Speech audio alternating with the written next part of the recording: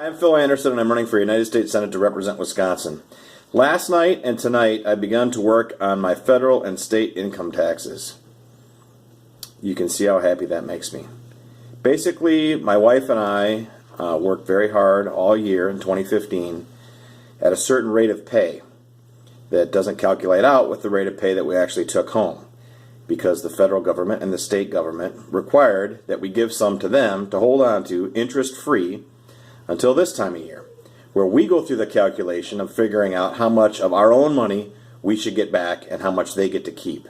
They don't figure it out. We have to figure it out, even though pretty much they've got all the information, right?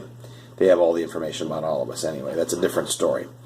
But it's lousy. Actually, it's theft, because in essence, a majority of people get to decide what to do with the money that me and my wife earned. A majority of people get to decide what to do with the money taken from me, held interest-free, and then some of it's given back to me later the following year. It's pretty ridiculous.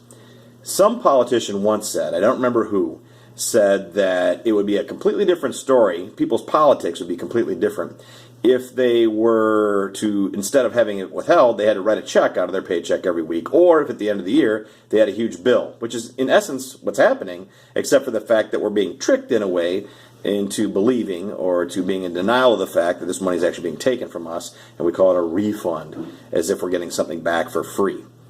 It's ridiculous. What we need in Washington, D.C., and in all of our state capitals is serious tax reform, so that not only are taxes reduced, but it's clearly obvious to an observer of average intelligence of what's going on with our tax money. Because right now it just goes into a big hole, into a big black hole, and gets sucked into the morass of federal government bureaucracy and the contractor system and different bureaucracies that don't even keep track very well of the money that they're spending, and they just spend, and it comes out of our pockets or gets borrowed, and it's ridiculous.